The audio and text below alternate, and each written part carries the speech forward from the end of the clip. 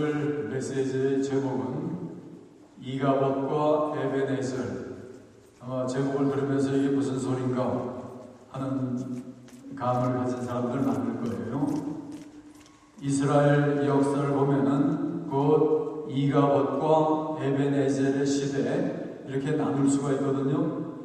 이가봇이라고 하는 것은 하나님의 영광이 떠났다 하는 말이고, 그 다음에 에벤에zel이라고 하는 것은 하나님이 도우셨다 하는 의미를 가지고 있습니다. 그래서 오늘 우리가 믿음의 생활하면서 내가 정말 이가봇의 상태에 처해 있는가, 그렇지 않으면 에벤에zel을 누리면서 살고 있는가, 우리도 한번 생각을 해보는 기회가 되기를 바랍니다. 때는 엘리라고 하는 제사장이 있었거든요. 근데 이 제사장은 신통치 않은 제사장이었어요. 그래서 기도도 많이 하지 않고 게으른 상태에서 보냈거든요. 그러다 보니까 그 아들들이 있는데, 아들들 이름이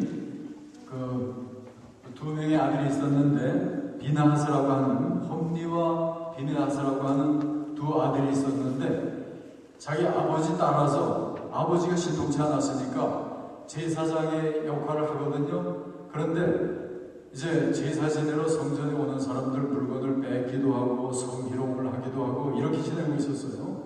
그러니까 모든 사람에게 질책을 받는 그런 사람이었거든요. 그럴 때 마침 블레셋이 이스라엘을 침공을 하게 됐습니다. 그랬을 때 이 두 아들이 전쟁터에 나가는데, 우리들은 하나님의 백성이다 그러면서 언약궤를 지고 전쟁터로 나갔어요. 언약궤가 무슨 힘이 있을 줄 알고, 그러다가 결국은 블레셋과의 전쟁에서 이 두 아들이 죽어버리고 말았습니다.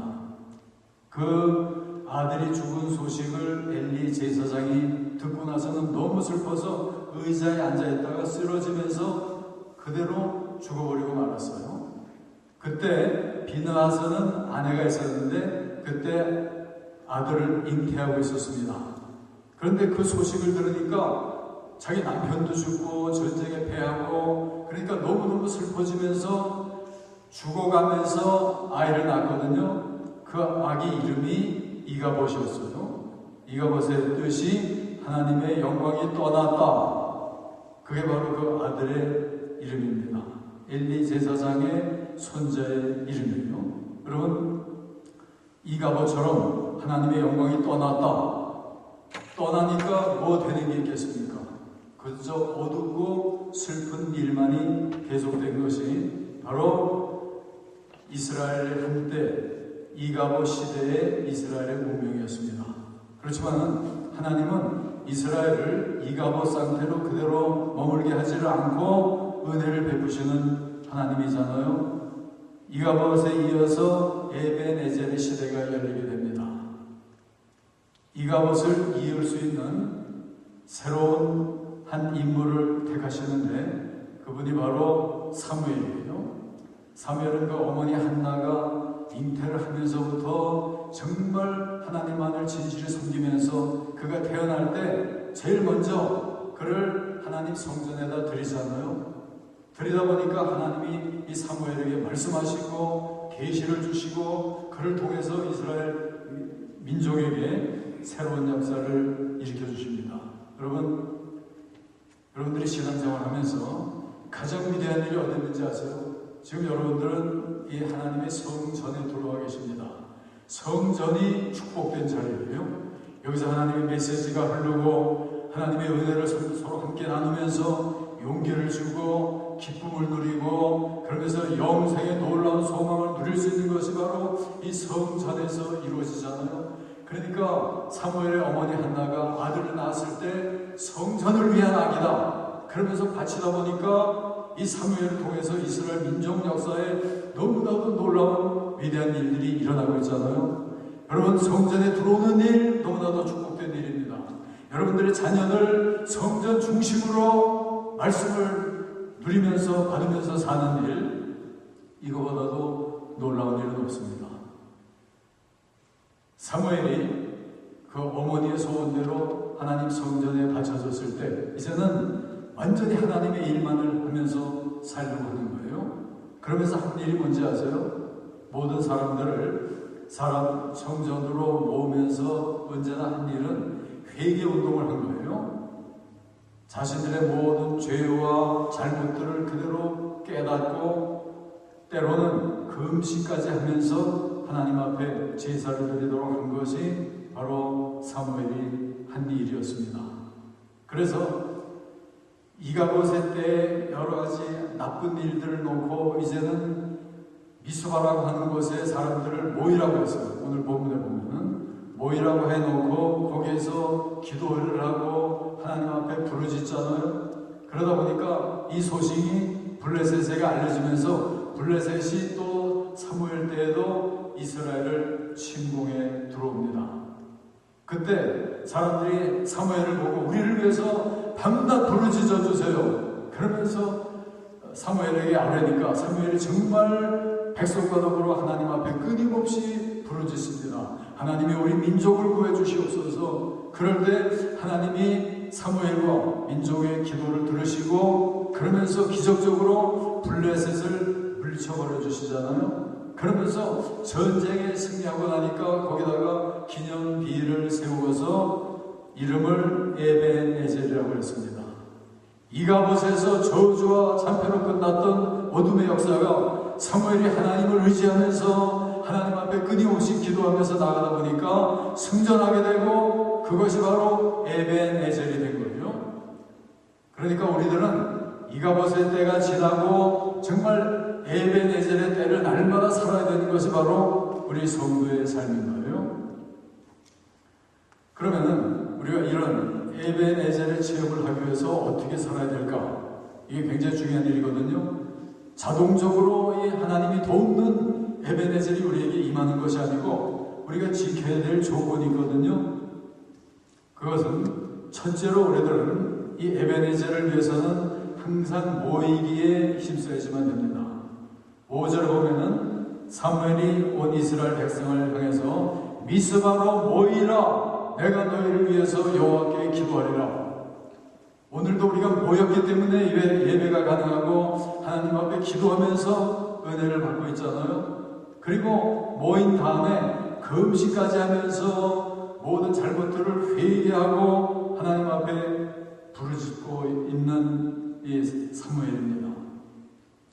철저하게 모든 것을 회개하고 사는 삶, 그리고 그런 모든 일들 함께 모여서 하다 보니까 놀라운 일이 일어나잖아요. 여러분, 우리가 숯불을 피워가지고 숯 하나 건져가지고 딴 데 밖에 던져놓으면 그대로 꺼져버리잖아요.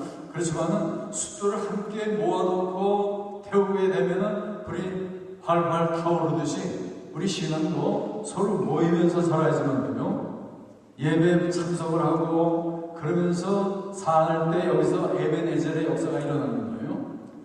때로 신앙생활 하다가 교회 다니기를 끝이는 사람들 여기 프레드릭턴에서도 보거든요. 그래서 가만히 삶을 보면은 하나님 예배하지 않고 살다 보니까 별것 아닌 일에도 스트레스 쌓이고 그저 뭐 신경 거두고 다투기도 하고 이런 사람들께 볼 수가 있어요. 하나님을 섬기면서 은혜를 받고 지혜를 얻고 용기를 얻으면서 살다 보면은 무서울 게 없는 우리들의 삶이잖아요. 그러다 보니까 스트레스 쌓이고 그러면서 온갖 어려움으로 떨어지는 사람들 많잖아요. 여러분, 기러기조차도 나를 때 기러기가 기역자 모양을 하고 나르잖아요. 그게 우연이 아니잖아요. 기역자 모양으로 나르다 보면은 서로 이 공기에 영향을 주어가면서 나르는 일이 쉽게 되고 멀리까지 날아갈 수 있다고 해요. 그래서 반드시 기역자 모양을 지어가면서 나르거든요. 우리 신앙도 이스라엘 민족이 모여서 함께 예배드리다 보니까 거기서 에벤에젤의 역사가 일어났듯이 우리들은 항상 모이면서 예배를 드려야지만 돼요. 사도행전 2장의 1절에 보면은 저들이 다 모여서 함께 기도하더니 하늘로부터 성령의 뜨거운 역사가 저들에게 임했잖아요. 열왕기상 18장 30절에 보면은 갈멜산에서 엘리야가 바알 선지와의 대결이 있었잖아요. 그럴 때에도 사람들이 모일 때 불이 내리면서 엘리야의 놀라운 승리 역사가 전개되잖아요. 여러분, 우리가 이민 생활하면서 여러 숙제들이 있잖아요. 온갖 문제들이 부딪혀오는 우리의 삶이잖아요. 그리고 모든 것이 불확실한 이방 땅에서의 우리들의 삶입니다. 내가 아무리 노력해도 내 뜻대로 안 되는 일 너무나 많은 게 우리 삶이잖아요. 그때 스가랴처럼 너는 힘으로 되지 아니하고 능으로 되지 아니하고 오직 나의 영으로만 할 수 있는 일이라 하나님의 영이 임할 때 여기서 기적이 일어나잖아요. 그러면서 일이 형통할 수가 있고 하나님의 계획이 이루어지고 그러다 보면 놀라운 일을 체험할 수 있는 게 우리들의 삶이잖아요. 모여서 기도하고 부르짖을 때 일어나는 일입니다. 그 다음에 두 번째는 사무엘이 하나님 앞에 부르짖었습니다. 미스바에 모여서 이제 기도회를 하고 있다고 하는 소리를 블레셋이 들었어요. 듣고 나서는 저들이 블레셋을 치기 위해서 올라오고 있었습니다. 한쪽에서 전쟁하고 우리를 침략하기 위해서 쳐들어오고 있을 때 이스라엘이 사무엘과 더불어 한 일이 뭔지 아세요? 미스바로 올라갔잖아요. 싸우러 올라간 게 아니고 거기에서 성회를 하려고 예배드리면서 하나님 앞에 부르짖으면서 기도회하기 위해서 모였던 것이 바로 이스라엘 민족이었어요. 여러분, 그만큼 우리가 모여서 하나님 앞에 부르짖고 사는 일, 이것은 그만큼 하나님을 의지하는 거거든요.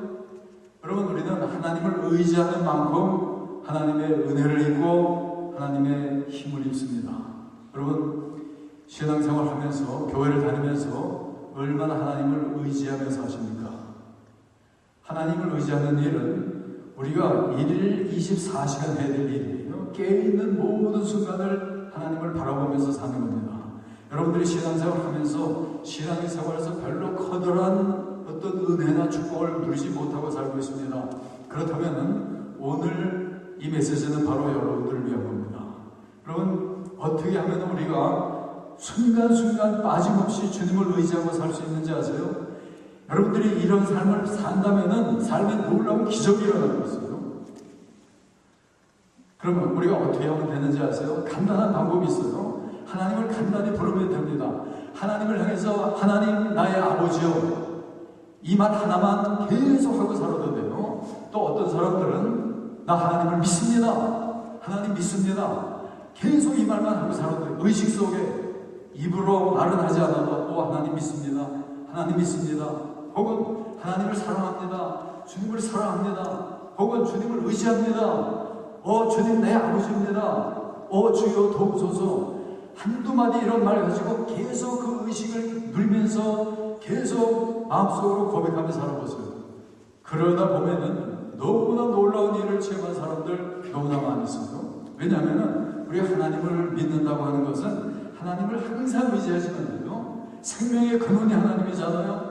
그래서 하나님을 그렇게 의지하는 사람들이 항상 기뻐하라, 쉬지 말고 기도하라, 범사에 감사하라, 이런 하나님의 약속이 그대로 이루어질 수 있는 것이 바로 하나님을 항상 기억하면서 살 때 이루어지는 일이거든요.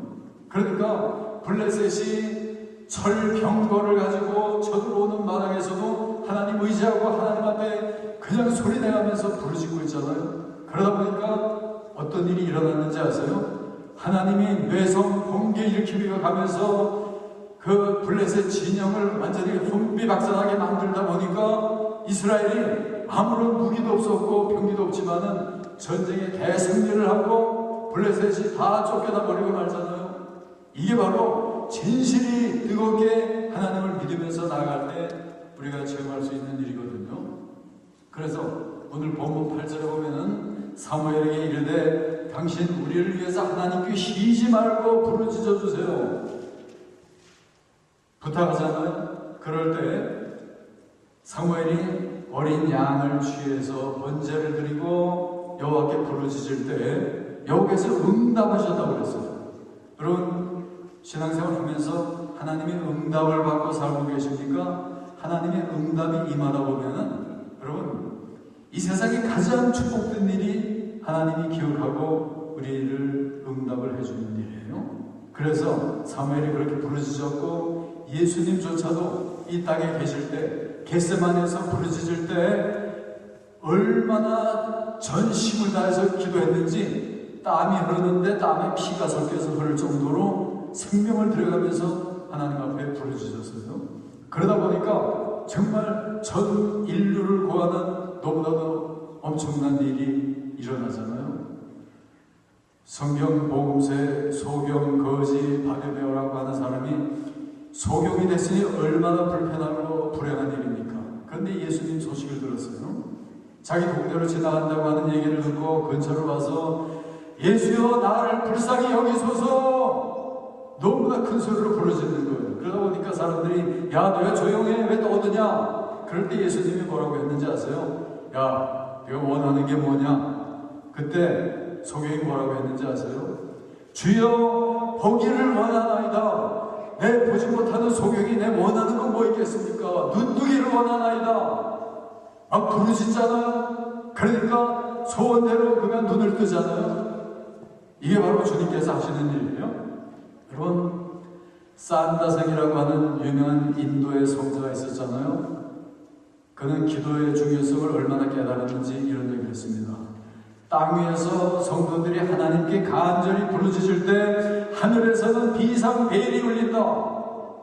그러면서 기도가 응답이 되는 것이 바로 우리 성도의 기도입니다. 여러분 오늘 이제 내일이면은 6월 25일 무슨 날인지 아시죠? 한국 전쟁이 일어난 지 62년 기념일입니다. 비극의 날입니다. 그러면서 62년 지나면서 요즘에서는 한국에서 들려오는 모든 인터넷을 통해서 전해오는 뉴스를 보면서 너무나 사실 서글퍼지는 아주 고통스러워지는 그런 마음을 가지게 되거든요. 아마 여러분들 한국에 오랫동안 살았기 때문에 무감각해진 그런 사람들까지 많이 있는 것 같아요. 요즘 종북 세력, 북한파들이 그러니까 공산주의에 완전히 젖어 있는 사람들이 남한을 덮어가고 있다고 그러잖아요. 군대를 덮어가고 있고 그들이 교묘한 방법으로 정계까지도 들어가서 뭐 국회의원도 되고 정치 높은 자리까지 차지하고 결국 목표는 공산 적화 통일을 하는 게 목표다. 이런 일들이 공공연하게 한국 사회에서 벌어지고 있잖아요. 그러면서 어떤 얘기까지 나오는지 아세요? 자, 이승만과 박정희는 민족의 역적이다. 그리고 김일성과 김정일이 바로 정말 민족의 영웅이다. 그러면서 수많은 사람들이 끌려가고 있고 6.25가 북한에서 남한을 침범한 것이 아니라 남쪽에서 북침을 한 거다. 그런 소리들을 공공연하게 떠드는 사람들 한국 사회에 너무나 늘어나잖아요. 이런 식으로 나가다 보면은 그저 6.25를 저처럼 6.25를 겪었던 많은 세대들이 야 이제 한국은 이미 망한 나라구나. 이런 소리 여러분들 들어보지 못했어요? 최명신 장군이 한국 군대를 완전히 이끌던 분이 월남이 망할 때 이런 현상이 일어나다가 결국 쓰러져 버리고 말았다고 그러잖아요. 한국이 그런 동일한 길을 걸어가고 있다고 하는 얘기예요. 여러분 우리가 우리의 조국을 그렇게 해서 잊어버리고 완전히 빨갱이 세상이 돼버리고 남한 땅에 비극이 온다고 한번 생각을 해보세요. 여러분 이건 우리가 잠을 잘 수 없는 일입니다. 이거보다 고통스러운 일이 어디 있습니까? 그래서 요즘에 한국에서 들려오는 소식이 너무나 많은 사람들이 걱정들을 하고 있잖아요. 여러분 이럴 때 우리가 해야 될 일이 뭔지 아세요? 야 우리 뭐 여기까지 나와 있으니까 뭐 걱정할 거 없다. 이런 건 완전 내국노들이 하는 일이에요. 우리의 존재의 근원이요 우리의 바로 조국이 바로 우리 한국이잖아요. 조국 땅에서 그런 일이 벌어지고 있을 때 우리가 해야 될 일이 뭐겠는가? 여러분 정말 그럴 때 힘으로 되지 아니하고 눈으로 되지 아니하고 내 영으로 가능하니라. 하나님은 가능한 거예요. 하나님은 전지전능자입니다. 여러분 그래서 오늘 우리가 정말 해야 될 일이 우리의 조국의 문제를 놓고 정말 뜨겁게 하나님 앞에 부르짖을 일이에요. 조지 워싱턴이 독립전쟁을 하면서 때로 전세가 불리해지고 그럴 때 어떻게 했는지 아세요? 온 주위 사람들이 들을 정도로 하나님이여 우리를 구하소서 그러면서 부르짖으면서 전쟁을 하고 승리를 이끌면서 미국의 독립을 가져왔잖아요. 링컨이 또 남북전쟁을 하면서도 온갖 역경과 불리한 상태에 있을 때 그는 항상 자기 막사에 흰기가 꽂혀 있을 때는 무슨 일이 있어도 하나님과 더불어 기도하는 시간이니까 나를 방해하지 말라. 그래서 몇 시간씩 기도하면서 싸운 남북전쟁이잖아요. 그러다 보니까 남북전쟁도 승리로 이끌면서 너의 해방을 시키고 멋진 일을 이루잖아요. 하나님 앞에 매달려서 부르짖는 일, 여러분 이거보다도 위대하고 놀랍고 축복된 일은 없습니다. 여러분 우리 개인의 문제뿐만 아니라 조국의 이런 위기를 앞에 놓고 무엇보다도 기도할 때마다 간절히 조국을 위해서 기도함으로 우리 조국을 구해야 되지 않겠어요? 기도하는 길밖에 없습니다. 세 번째로 사무엘은 이스라엘 민족을 인도하면서 온전히 번제를 하나님 앞에 드렸습니다. 오늘 본문 9절에 보면은 그저 부르짖기만 한 것이 아니고 사무엘이 젖먹는 어린 양을 취하여 온전한 번제를 여호와께 드리고 이스라엘을 위하여 여호와께 부르짖음에 여호와께서 응답하셨도다.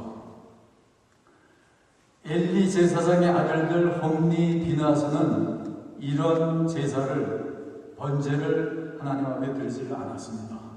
그렇지만 사무엘이 정말 온 생명을 들여가면서 하나님 앞에 제물을 들여가면서 제사를 드리다 보니까 하나님이 응답하시고 놀라운 일을 이루어 주시잖아요.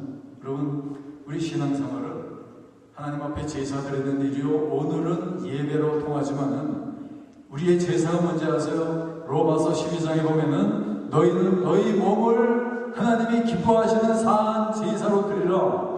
우리의 생명 전체를 하나님 앞에 제물로 드리는 거예요. 그것은 하나님의 뜻을 바로 알고 하나님이 기뻐하시는 일, 하나님이 원하는 일, 하나님의 교훈이 무엇인지를 알고 그 진리를 그대로 실천하면서 순종하면서 사는 삶, 이게 바로 자신들을 거룩한 산 제사로 드리는 일입니다. 여러분 그럴 때 온전한 제사를 하나님 앞에 드릴 때 그 제사를 하나님이 받으시잖아요. 사무엘상 7장 2절에 보면은 온 이스라엘 민족이 여호와를 사모하니라 그랬어요. 항상 여호와를 사랑하고 정말 사모하면서 하나님 앞에 가까이 나아가고자 하는 그런 열망을 가지고 사는 것이 이스라엘 민족이었습니다. 그런 마음을 가지고 살 때 어떤 일이 일어나는지 아세요? 시편 107편 9절을 보면은 저가 사모하는 영혼을 만족해 하시며 주인 영혼에게 좋은 것으로 채우시리로다. 인생의 길 단 한 가지밖에 없습니다. 우리 생명을 만들어서 이 땅에 보내주신 하나님, 그 하나님을 바라보면서 그의 뜻을 행하고 기쁘게 하면은 모든 좋은 것이 위로부터 하늘로 내려온다고 그랬잖아요. 그러다 보면은 모든 좋은 일이 우리들에게 일어나면서 인생을 풍요하게 또 승리할 수 있는 것이 우리들의 삶입니다. 그래서 시편 62편 5절에 보면 시편 기자가 내 영혼이 잠잠히 하나님만 바라며 다른 건 다 제쳐놓고 나에게는 하나님밖에 없습니다. 온전히 하나님뿐입니다. 하나님만 바랍니다. 이런 자세로 나가잖아요. 그럴 때 너무나도 풍성한 은혜를 입고 승리하는 모습을 보잖아요. 그래서 말틴 루터는 역사상 최대의 일을 이룬 성도잖아요. 그는 이렇게 얘기했습니다. 나는 기적을 행하는 사람이 되기보다는 하나님의 말씀에 순종하는 사람이 되기를 원합니다. 말씀에 순종하면은 하나님의 이 거대하고 아름답고 사랑에 찬 모든 계획이 그대로 우리 삶 속에 이루어지잖아요. 여러분 사무엘을 통해서 이스라엘 민족에게 에벤에젤의 새로운 세대가 열렸습니다. 어떻게? 항상 모였을 때, 그리고 모여서 부르짖을 때, 그리고 철저히 하나님 앞에 모든 것을 드려가면서 번제를 드려가면서 예배를 드렸을 때 저들은 에벤에젤의 시대를 살 수 있었습니다. 여러분들 어떻게 살기를 원하십니까? 기도하겠습니다. 하나님, 이스라엘이 엘리 제사장 안에서 이가봇의 삶을 살았지만 그렇지만 사무엘이 등장하면서 에베네셀의 놀라운 세대를 열어주시고 모든 일에 하나님이 함께함으로 전쟁도 승리하고 모든 삶의 풍요와 기쁨과 감격으로 넘치는 이런 승리를 체험했던 오 아버지 하나님, 우리들에게도 에베네셀의 새로운 세대를 열어주시옵소서. 오직 하나님만을 사무엘처럼 바라보면서 하나님 앞에 끊임없이 부르짖으며 끊임없이 모여서 하나님 앞에 예배를 드리고 우리의 귀한 모든 것을 하나님 앞에 드림으로 변화를 받고 깨끗해지고, 그래서 하나님의 풍성한 축복이 흐르면서 인생을 멋지게 승리하는 우리들 모두가 되도록 축복해 주시옵소서. 예수님 이름으로 간절히 기도합니다.